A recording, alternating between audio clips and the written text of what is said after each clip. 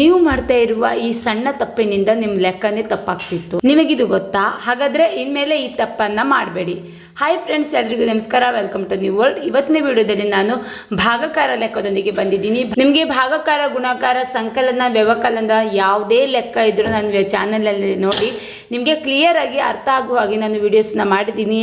6ರಿಂದ 7 ಲಕ್ಷ ತನಕ ವ್ಯೂಸ್ ಆದ ವಿಡಿಯೋಸ್ಗಳು ತುಂಬಾ ಇವೆ. ಹಾಗಾಗಿ ನಿಮಗೆ ಯಾವುದೇ ಗೊಂದಲ ಇದ್ರೂ ನೋಡಿ ಪರಿಹಾರ ಸಿಗುತ್ತೆ. ಓಕೆ, ಇವಾಗ ಡೈರೆಕ್ಟಾಗಿ ಲೆಕ್ಕನ ಸ್ಟಾರ್ಟ್ ಮಾಡಿಬಿಡೋಣ. ಓಕೆ, ನಾನಿವತ್ತು ಸುಲಭ ಲೆಕ್ಕನ ಮಾಡ್ತಾ ಇದ್ದೀನಿ. ಆದರೆ ನೋಡಿದವರಿಗೆ ಈ ಲೆಕ್ಕ ಕಷ್ಟ ಅಂತ ಅನಿಸ್ಬೋದು, ಬಟ್ ತುಂಬ ಈಸಿ. ನಾನು 10ರ ಮಗ್ಗಿನ ಹಾಕ್ಕೊಳ್ತಾ ಇದ್ದೀನಿ.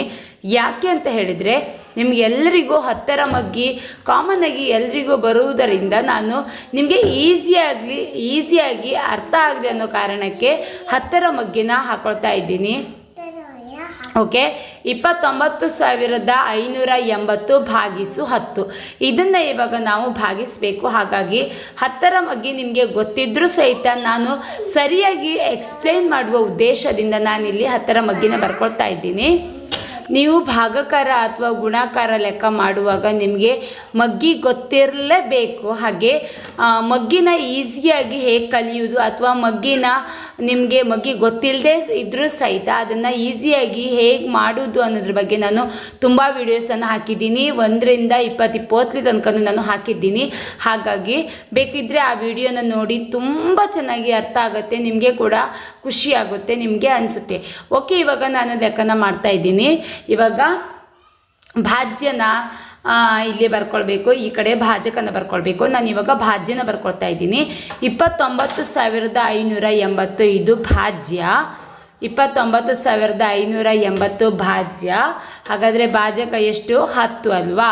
10 ಭಾಜಕ. ನಾವಿವಾಗ ಭಾಗಲಬ್ಧನ ಕಂಡು ಹಿಡಿಬೇಕು ಅಲ್ವಾ? ಓಕೆ, ಹಾಗೆ ನಾನು ಇದೇ ಲೆಕ್ಕದಲ್ಲಿ ತಾಳೆ ನೋಡೋದು ಹೇಗೆ ಅಂತಲೂ ಕೂಡ ಹೇಳಿದ್ದೀನಿ. ಭಾಗಕಾರ ಲೆಕ್ಕ ಮಾಡಿ ಆದಮೇಲೆ ತಾಳ ನೋಡಿದರೆ ನಾವು ಮಾಡಿದ ಉತ್ತರ ಲೆಕ್ಕ ಸರಿನಾ ತಪ್ಪ ಅಂತ ಹೇಳಿ ನಮಗೆ ಅದೇ ಟೈಮಲ್ಲಿ ಗೊತ್ತಾಗುತ್ತೆ ಅಲ್ವಾ? ಸೊ ಹಾಗಾಗಿ ಓಕೆ, ಇವಾಗ ನಾವು ಯಾವುದನ್ನು ನೋಡಬೇಕು? 10 ಎಷ್ಟಲೇ 29 ಇದನ್ನು ನೋಡಬೇಕು ಅಲ್ವಾ? ಆದರೆ ನೆನ್ಪಿಟ್ಕೊಳ್ಳಿ, ನಮಗಿಲ್ಲಿ 29 ಅಥವಾ ಅದಕ್ಕಿಂತ ಚಿಕ್ಕ ಸಂಖ್ಯೆ ಬೇಕು. ಯಾವುದೇ ಕಾರಣಕ್ಕೂ ಅದಕ್ಕಿಂತ 1 ಅಂಕೆ ಜಾಸ್ತಿ ಇದ್ರೂ ಸಹಿತ ನಮಗೆ ಬೇಡ. ಇಲ್ಲಿ 10 2 20, 10 3 30. ಬಟ್ ಈ 29 ಎನ್ನುವುದು 30ಕ್ಕೆ ಹತ್ತಿರ ಆದರೂ ಸಹಿತ 10 3 30 ಆಗುವುದಿಲ್ಲ. ಯಾಕೆ ಹೇಳಿ? 30 ಎನ್ನುವುದು 29ಕ್ಕಿಂತ ದೊಡ್ಡ ಸಂಖ್ಯೆ. ಹಾಗೆ ಆದ್ದರಿಂದ ನಮಗೆ ಆ 30 ಎನ್ನುವುದು ಬೇಡ. ಅದು ಅದಕ್ಕೆ ಹತ್ತಿರದ ಸಂಖ್ಯೆ ಆದರೂ ಸಹಿತ ನಮಗೆ ಬೇಕಾಗಿರೋದು ನಮ್ಮ ಭಾಜ್ಯಕ್ಕಿಂತ ಸಣ್ಣದು ಅಥವಾ ಅಷ್ಟಿಯಾಗಿರಬೇಕು. ಓಕೆ, ಇವಾಗ ಹಾಗಾದರೆ ನಾವು ಇವಾಗ ಎಷ್ಟನ್ನು ನೋಡಬೇಕು? 10 2 20 ಅಲ್ವಾ? 10 3 30 ಎನ್ನುವುದು 29ಕ್ಕಿಂತ ದೊಡ್ಡ ಸಂಖ್ಯೆ ಆಗಿರೋದ್ರಿಂದ ನಾವಿವಾಗ 10 2 20 ತಗೊಳ್ಬೇಕು. 10 2 20. ಇವಾಗ ಮೈನಸ್ ಮಾಡಬೇಕು. 9ರಿಂದ 0ನ ಮೈನಸ್ ಮಾಡಿದರೆ ಎಷ್ಟು? 9ರಿಂದ 0ನ ಮೈನಸ್ ಮಾಡಿದರೆ 9. 2ರಲ್ಲಿ 2ಅನ್ನು ಕಳೆದ್ರೆ 0. ಇವಾಗ ನಾವು ಏನು ಮಾಡಬೇಕು? ಮೇಲ್ಗಡೆ ಇರುವ ಒಂದು ಅಂಕೆಯನ್ನು ನಾವು ತಗೊಳ್ಬೇಕು. ಮೇಲ್ಗಡೆ ಇಲ್ಲಿ ಎಷ್ಟಿದೆ? 5 ಇದೆ ಅಲ್ವಾ? ಆ 5ಅನ್ನು ನಾವಿಲ್ಲಿ ಕೆಳಗಡೆ ಬರ್ಕೊಳ್ಬೇಕು. 5ಅನ್ನು ಬರ್ಕೊಳ್ಬೇಕು. 5ಅನ್ನು ಬರ್ಕೊಂಡ್ರೆ ಎಷ್ಟಾಗುತ್ತೆ? 95. ಆದರೆ ನೆನ್ಪಿಟ್ಕೊಳ್ಳಿ, ನನಗೆ ಒಂದು ಕಮೆಂಟ್ ಬಂದಿದೆ, ಮೇಡಮ್ ಇಲ್ಲಿ ನೀವು ಮೇಲ್ಗಡೆ 0 ಹಾಕ್ತಿದ್ದೀರಲ್ವಾ, ಅದು ಯಾಕೆ ಅಂತೇಳಿ ಹೇಳಿ ಅರ್ಥ ಆಗಿದೆ, ಬಟ್ ಕರೆಕ್ಟಾಗಿ ಅರ್ಥ ಆಗಿಲ್ಲ, ಅದ್ರ ಬಗ್ಗೆ ಸ್ವಲ್ಪ ವಿಡಿಯೋ ಮಾಡಿ ಅಂತೇಳಿ ಹೇಳಿ. ಸಿಂಪಲ್, ಏನೂ ಇಲ್ಲ. ನಾವು ಮೇಲ್ಗಡೆಯಿಂದ ಒಂದು ಅಂಕೆನ ಕೆಳಗಡೆ ತಗೊಂಡಾಗಲೂ ಸಹಿತ ಭಾಜ್ಯದಿಂದ ಅದು ಭಾಗಿಸಿ ಹೋಗದಿದ್ದ ಪಕ್ಷದಲ್ಲಿ ನಾವು ಭಾಗಲಬ್ಧಕ್ಕೆ ಒಂದು 0ನ ಹಾಕ್ಕೊಂಡು ಮತ್ತೆ ಮೇಲ್ಗಡೆ ಇರುವ ಒಂದು ಅಂಕೆನ ಕೆಳಗಡೆ ತಗೊಳ್ಳುವುದು. ಒಂದು ಕೆಲಸ ಮಾಡಿ, ಒಂದು ವೇಳೆ ಇಲ್ಲಿ 29 ಇಲ್ಲದೆ 20 ಇದ್ದಿದ್ದರೆ ಏನಾಗ್ತಿತ್ತು? 20,580 ಆಗ್ತಿತ್ತು ಅಲ್ವಾ? ಅಲ್ಲಿ 0ಯಿಂದ 0ನ ಕಳೆದ್ರೆ 0 ಆಗ್ತಿತ್ತು. ಮೇಲ್ಗಡೆಯಿಂದ 5ಅನ್ನು ತಗೊಂಡಾಗ ನಮಗೆ 5 ಇರ್ತಿತ್ತು. ಹಾಗಾಗಿ 10ರಿಂದ ಅದು ಭಾಗಿಸಿ ಹೋಗ್ತಾ ಇರಲಿಲ್ಲ. ಅದೇ ಲೆಕ್ಕನ ನಾನು ಇದೇ ಲೆಕ್ಕದಲ್ಲಿ ಮಾಡಿ ತೋರಿಸ್ತೀನಿ. ಒಂದು ವೇಳೆ ವಿಡಿಯೋ ಲೆಂತಿ ಆದರೆ ನೆಕ್ಸ್ಟ್ ಲೆಕ್ಕದಲ್ಲಿ ನಾನು ಮಾಡ್ತೀನಿ, ನಿಮಗೆ ಕ್ಲಿಯರಾಗಿ ಅರ್ಥ ಆಗುತ್ತೆ. ಓಕೆ, ಇವಾಗ 95 ಆಯಿತು. 10 ಎಷ್ಟಲಿ 95? 19 90, 10 100 ಅಲ್ವಾ. ಈ 95 ಎನ್ನುವುದು 19 90 ಮತ್ತು 10 100 ಇವೆರಡರ ಮಧ್ಯೆ ಬರುತ್ತೆ ಅಲ್ವಾ. ಆದರೆ ಈ 95 ಅಥವಾ 95ಕ್ಕಿಂತ ನಮಗೆ ಚಿಕ್ಕ ಸಂಖ್ಯೆ ಬೇಕು ಅಲ್ವಾ. ಒಂದು ಅಂಕೆ 95ಕ್ಕಿಂತ ಜಾಸ್ತಿ ಇದ್ದರೂ ನಾವು ತಗೊಳ್ಬಾರ್ದು. ಏನು ಸ್ವಲ್ಪ ಜಾಸ್ತಿ ಇದ್ರೂ ಸಹಿತ ನಮಗೆ ಅದು ಬೇಡ. ಎಕ್ಸಾಕ್ಟಾಗಿ 95 ಅಥವಾ ಅದಕ್ಕಿಂತ ಚಿಕ್ಕ ಸಂಖ್ಯೆ ನಮಗೆ ಬೇಕು ಇವಾಗ. ಹಾಗಾಗಿ ನಮ್ಗೆ ಇವಾಗ 10 100 ಎನ್ನುವುದು ಬೇಡ. ಯಾಕೆ ಹೇಳಿ, 95ಕ್ಕಿಂತ 100 ದೊಡ್ಡ ಸಂಖ್ಯೆ ಆಗಿರೋದ್ರಿಂದ ನಮಗೆ ಅದು ಬೇಡ. 19 90, 19 90. ಇವಾಗ 5ರಿಂದ 0ನ ಕಳೆದ್ರೆ ಎಷ್ಟು? 5. 5ರಿಂದ 0ನ ಕಳೆದ್ರೆ 5, 9ರಿಂದ 9ನ ಕಳೆದಾಗ 0. ಓಕೆ, ಇವಾಗ ನಾವು ಮತ್ತೆ ಮೇಲ್ಗಡೆ ಇರುವ ಒಂದು ಅಂಕೆನ ತಗೊಳ್ಬೇಕು. ಮೇಲ್ಗಡೆ ಎಷ್ಟಿದೆ? 8 ಇದೆ ಅಲ್ವಾ. ಆ 8ನ್ನು ನಾವು ಇವಾಗ ಇಲ್ಲಿ ಕೆಳಗಡೆ ತಗೊಂಡು ಭಾಗಾಕಾರ ಮಾಡಬೇಕು. 8 58 ಆಯಿತು. ಇವಾಗ 10 ಎಷ್ಟಲಿ 58? 10 5ಲಿ 50, 10 6ಲಿ 60. ಆದರೆ 58 ಅಥವಾ ಅದಕ್ಕಿಂತ ಚಿಕ್ಕ ಸಂಖ್ಯೆ ನಮಗೆ ಬೇಕಾಗಿರೋದ್ರಿಂದ 60 ಎನ್ನುವುದು 58ಕ್ಕಿಂತ ದೊಡ್ಡ ಸಂಖ್ಯೆ ಆಗಿದ್ದರಿಂದ ನಮಗೆ ಈ 10 6ಲಿ 60 ಅನ್ನೋದು ಬೇಡ. ಹಾಗಾಗಿ 10 5ಲಿ 50 ಇದೇ ಬೇಕಾಗಿರೋದು. ನೆನ್ಪಿಟ್ಕೊಳ್ಳಿ, ಪದೇ ಪದೇ ಹೇಳ್ತಾ ಇದ್ದೀನಿ. ಇಲ್ಲಿ 58 ಎನ್ನುವುದು 60ಕ್ಕೆ ಹತ್ತಿರದ ಸಂಖ್ಯೆ ಆದರೂ ಸಹಿತ 60 ಎನ್ನುವುದು 58ಕ್ಕಿಂತ ದೊಡ್ಡ ಸಂಖ್ಯೆ. ಹಾಗಾಗಿ ನಮಗೆ ಈ 10 6ಲಿ 60 ಎನ್ನುವುದು ಬೇಡ. 10 5ಲಿ 50 ಇದನ್ನು ನಾವಿವಾಗ ತಗೊಳ್ಬೇಕು. ಓಕೆ, 10 5ಲಿ 50. ಇವಾಗ ಕಳೆಯುವ. 8ರಲ್ಲಿ 0ನ ಕಳೆದ್ರೆ 8, 5ರಲ್ಲಿ 5ನ್ನು ಕಳೆದ್ರೆ 0.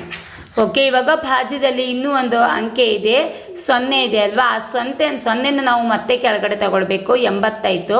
10 ಎಷ್ಟಲಿ 80? 10 8ಲಿ 80. ಮತ್ತೆ ಎಕ್ಸಾಕ್ಟಾಗಿ ಸಿಕ್ಕಿರೋದ್ರಿಂದ ನಾವು ಬೇರೆ ಯೋಚನೆ ಮಾಡುವ ಅವಶ್ಯಕತೆಯೇ ಇಲ್ಲ. 10 8ಲಿ 80, 0ಗೆ 0, 8ರಿಂದ 8ನ್ನು ಕಳೆದಾಗಲೂ ಸಹಿತ 0. ಓಕೆ, ಇವಾಗ ನಾವು ಲೆಕ್ಕ ಸರಿನಾ ತಪ್ಪಾ ಅಂತ ಹೇಳಿ ತಾಳೆ ನೋಡೋದು ಹೇಗೆ?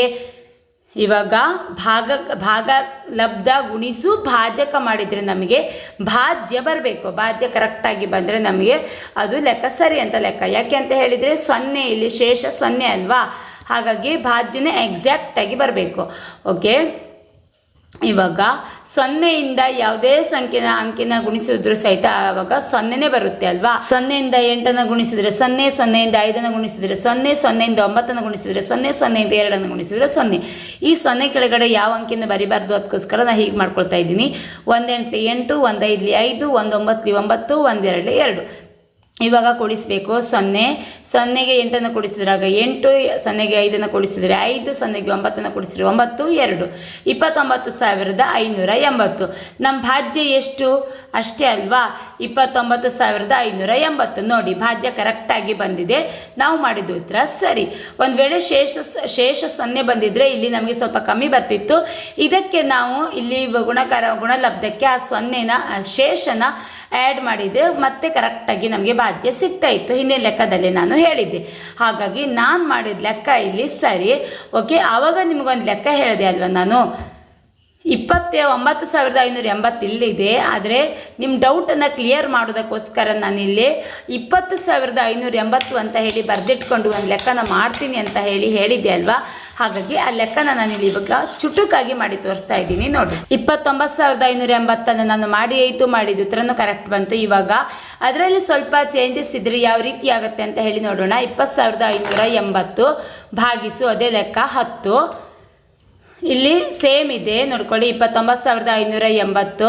ಇವಾಗ ನಾನು 20,580 ಭಾಗಿಸು 10 ಭಾಗಲಬ್ಧನ ಕಂಡುಹಿಡಿಬೇಕು. ಭಾಜಕ 10, ಭಾಜ್ಯ 20,580. ಇವಾಗ ನಾವು ಭಾಗಲಬ್ಧನ ಕಂಡುಹಿಡಬೇಕು ಅಲ್ವಾ. ಈ ರೀತಿಯಾಗಿ ಬರ್ಕೊಳ್ವ. ಇವಾಗ 10ರಿಂದ ನಾವು ಭಾಗಿಸಬೇಕು. 10 ಎಷ್ಟಲಿ 20? 10 2ಲಿ 20 ಅಲ್ವಾ. ಕರೆಕ್ಟಾಗಿ ಮಗ್ಗಿ ಭಾಗಿಸಿ ಹೋಗುತ್ತೆ. ಹಾಗಾಗಿ 10 2ಲಿ 20ನ್ನು ತಗೊಳ್ವಾ. 10 20, 0ಗೆ 0, 2ರಿಂದ 2 ಕಳೆದ್ರೆ 0. ಇವಾಗ ಮೇಲ್ಗಡೆ ಇರುವ 5ಅನ್ನು ನಾವು ಕೆಳಗಡೆ ತಗೊಳ್ಬೇಕು. ಇಲ್ಲಿ ನೋಡಿ, ಇದನ್ನು ಹೇಳಿದ್ದು ನಾನು. ಮೇಲ್ಗಡೆಯಿಂದ ಒಂದು ಅಂಕೆನ ಕೆಳಗಡೆಗೆ ತಗೊಂಡಾಗಲೂ ಸಹಿತ ಇವಾಗ ಭಾಜಕದಿಂದ ಅದು ಭಾಗಿಸಿ ಹೋಗುವುದಿಲ್ಲ. ಆವಾಗ ನಾವು ಏನು ಮಾಡಬೇಕು, ನಾವು ಮೇಲ್ಗಡೆಯಿಂದ ಒಂದು ಅಂಕೆ ತಗೊಂಡಾಗಲೂ ಸಹಿತ ಭಾಗಿಸಿ ಹೋಗದೇ ಇರುವಾಗ ಭಾಗಲಬ್ಧದಲ್ಲಿ ಒಂದು 0ನ ಹಾಕ್ಕೊಳ್ಬೇಕು. ನೆನ್ಪಿಟ್ಕೊಳ್ಳಿ, ಮೇಲ್ಗಡೆಯಿಂದ ಒಂದು ಅಂಕೆಯನ್ನು ತಗೊಂಡಾಗಲೂ ಸಹಿತ ಅದು ಭಾಜಕದಿಂದ ಭಾಗಿಸಿ ಹೋಗದೇ ಇರುವ ಪಕ್ಷದಲ್ಲಿ ಭಾಗಲಬ್ಧಕ್ಕೆ ನಾವು ಒಂದು 0ನ ಹಾಕ್ಕೊಂಡು ಮತ್ತೆ ಮೇಲ್ಗಡೆ ಇರುವ ಒಂದು ಅಂಕೆನ ನಾವು ಕೆಳಗಡೆ ತಗೊಳ್ಬೇಕು. ಮೇಲ್ಗಡೆ ಇವಾಗ ಎಷ್ಟಿದೆ, ಮತ್ತೆ 8 ಇದೆ ಅಲ್ವಾ ಭಾಜ್ಯದಲ್ಲಿ.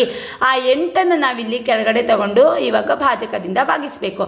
10 ಎಷ್ಟಲಿ 58, 10 60, 15 50 ಅಲ್ವಾ. ಹಾಗಾಗಿ ನಮಗೆ 60 ಬೇಡ, 15 50 ಇದನ್ನು ತಗೊಳ್ಳುವ. 15 50, 8ರಿಂದ 0ನ ಕಳೆದ್ರೆ 8, 5ರಿಂದ 5ಅನ್ನು ಕಳೆದ್ರೆ 0. ಇವಾಗ ಮೇಲ್ಗಡೆ 0 ಒಂದು ಬಾಕಿ ಇದೆ ಅಲ್ವಾ, ಅದನ್ನು ನಾವು ಕೆಳಗಡೆ ತಗೊಳ್ಬೇಕು. ಇವಾಗ 80 10 ಎಷ್ಟಲಿ 80, 10 8ಲಿ 80, 10 8ಲಿ 80, 0ಗೆ 0, 8ರಿಂದ 8ಅನ್ನು ಕಳೆದಾಗ 0, ಶೇಷ 0 ಬಂತು. ಇವಾಗ ಇದು ಸರಿನಾ ತಪ್ಪ ಅಂತ ಹೇಳಿ ತಾಳಿ ನೋಡುವ. ಭಾಗಲಬ್ಧ ಗುಣಿಸು ಭಾಜಕ. ಭಾಗಲಬ್ಧ ಎಷ್ಟು? 2058, 2058 ಗುಣಿಸು ಭಾಜಕ 10. 0ಯಿಂದ ಯಾವುದೇ ಅಂಕೆನ ಗುಣಿಸಿದಾಗ 0ನೇ ಬರುತ್ತೆ ಅಲ್ವಾ.